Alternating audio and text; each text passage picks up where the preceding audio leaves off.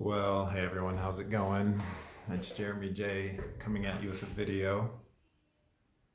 I am responding, well, I am I'm doing this video on see yourself exactly as you are with no judgments. And it's because of a video of a mentor of mine. His name is Elliot Hulse. He has his own YouTube channel. Many of my mentors have their own YouTube channel. I would say my five biggest friends in my life are YouTubers that I've never met, but they're people that I look up to. And he was sharing 10 tips to deal with depression, anxiety, and self-loathing. And when he spoke about seeing yourself exactly as you are with no judgments, that resonated with me because I feel like I've been resisting myself or trying to change myself a little too much and not be authentic with my true self. At least this is part of my life quest. And the reason I think this is important for me and probably for those of you watching is oftentimes in our life we have situations happen and we think, why wasn't I good enough? What could I have done better? Those kinds of thoughts. And those thoughts I found don't really serve very well. They're not very uplifting thoughts. All it does is continue to put an unreachable goal ahead, because we're always going to have situations in life that don't work out. We're going to have failures and things that don't go our way, unless you're a wizard, which I think it would be cool to be a wizard. And so I feel resistance in my body. I feel resistance in my body, especially recently as I've been retrospecting, that I'm trying at times to be someone I'm not for other people instead of just being authentically myself. So to start, I'm going to try to see myself exactly as I am with no judgment. And we'll see how this goes. This is a good this may be a good exercise for some of you to do watching as well. My name is Jeremy Noel Johnson. I have a twin brother. I have a salt and peppery scruffy beard. It's kind of patchy in color. A little more white right here, more dark in the goatee area.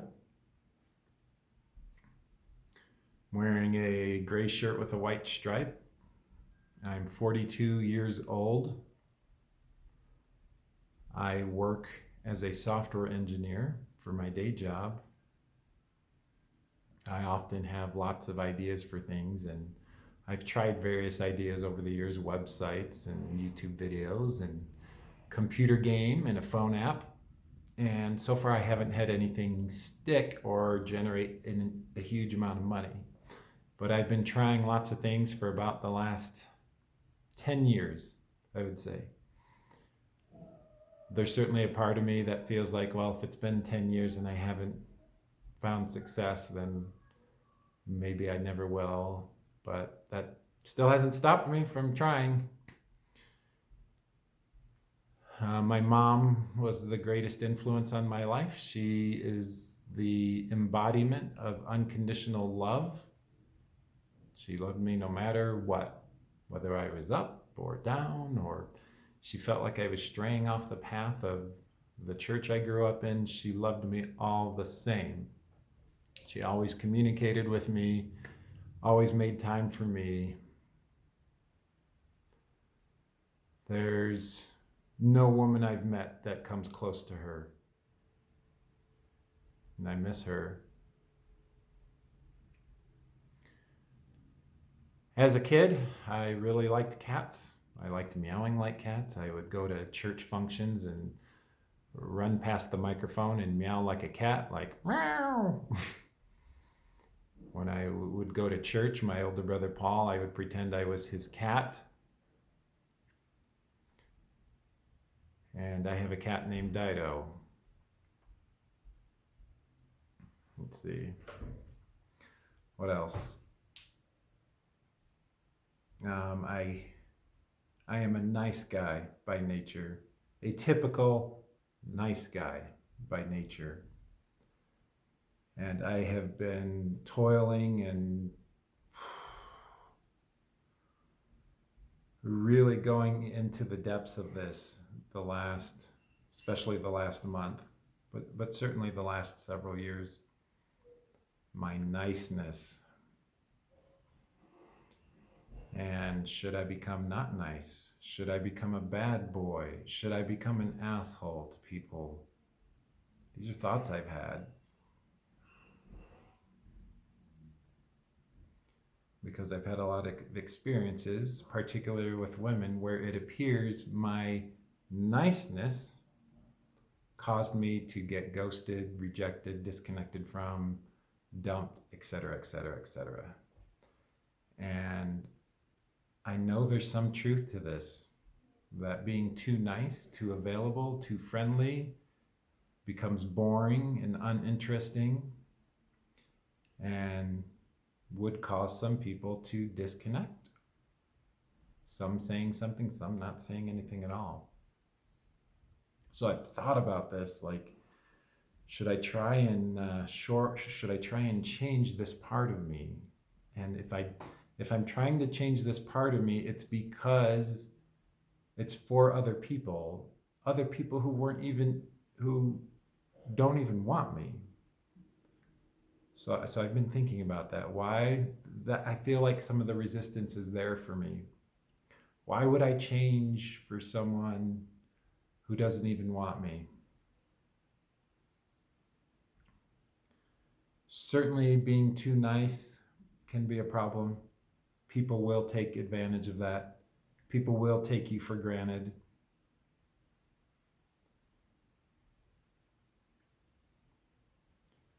So my retrospective on this is that I want to keep the niceness that I have. I want to keep that as a core part of me. And who I give this niceness to is what I want to change. My niceness and kindness in a world today where so many people are deceitful, dishonest, and have a lack of communication and truth is a gift. So the thing I would change is who I give that niceness to and how quickly I give it. Doesn't mean I'm going to become an asshole. Nope. I don't want that at all. But to give my true niceness and presence is a gift. And in these videos, I know I share videos where I ground myself and center myself. I like this part of me that's developing, particularly as I've been doing NoFap, a part of me that's able to be calm and centered through the storm of life. So I'm seeing that part of me develop. Anyways, I don't think I have anything more to say about the niceness side of me. But there's this stoic, centered and grounded part of me that comes out. And I'm seeing that part of me, and I really like that part of me that can take every trial of life and sort of hold a meditative pose while it all orbits me like I'm a sun. And to be in full acceptance of all events exactly as they are. I like to solve problems. I like to try to understand the truth behind things. And when I can't understand the full truth behind things or solve a problem, I feel like less of a man. I feel like I have failed, that I'm not good enough. I am able to love deeply, love and care deeply. And when I get hurt, it takes some time for me to move past that. And when I move past that, I'm always stronger on the other side, and I love that about myself. the ability to take a situation, move past it, and be at a higher level. I'm sensitive. I'm a very sensitive soul. I like basketball. I'm a lefty. Well, it looks like a right-handed shot, but it's the mirror. The phone is mirroring. I love sports, basketball, running, hiking, movies, relaxing, writing, journaling, doing these YouTube videos. I'm a bit sporadic and irresponsible in my choices and decision making. I don't always think things through and have had to deal with the consequences of acting that way.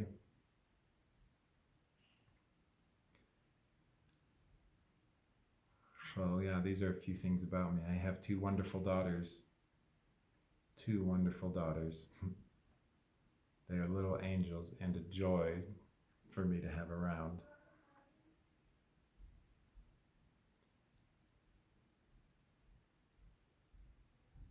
I don't need material things to be happy. I drive a 2008 Honda Fit. Maybe it's a 2007. It's an old, really old Honda Fit, and I'm going to drive it till it dies.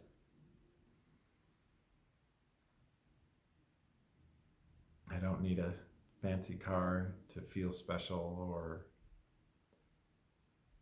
some kind of status to feel good about myself compared to other people.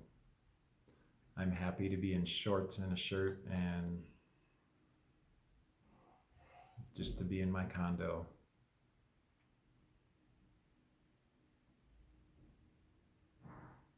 I still believe in real, true, and lasting love, despite the past that has tried to show me otherwise. I could definitely be really guarded and jaded as it pertains to love. But one of my greatest strengths is the ability to take trying and difficult situations and to see the positive in them and to move forward despite the challenges. My mom told me that was my greatest gift, is to see the positive in situations and to uplift others.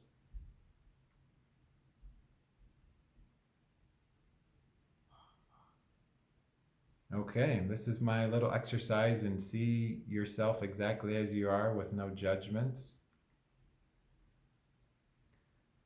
If you feel so inclined, if you feel so inspired, or if you just have nothing going on and you got some time to tap on your phone or type on your computer, how do you see yourself with no judgments?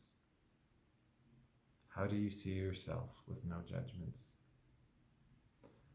I hope you all have a wonderful day. I'm grateful for you all on my channel, especially the 5 of you that are the top commenters: Deborah Lord, Deborah Christensen, Michael Nelson, Shayna Banks, and Vanita Jones.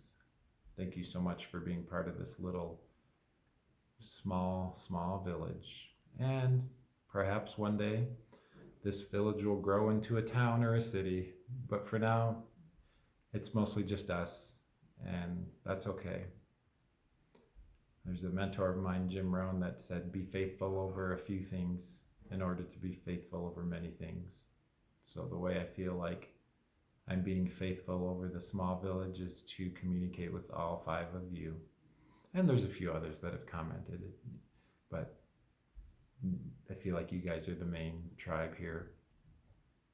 And to say thank you and gratitude for you. Namaste. Thanks so much for watching. I'll see you in the next video.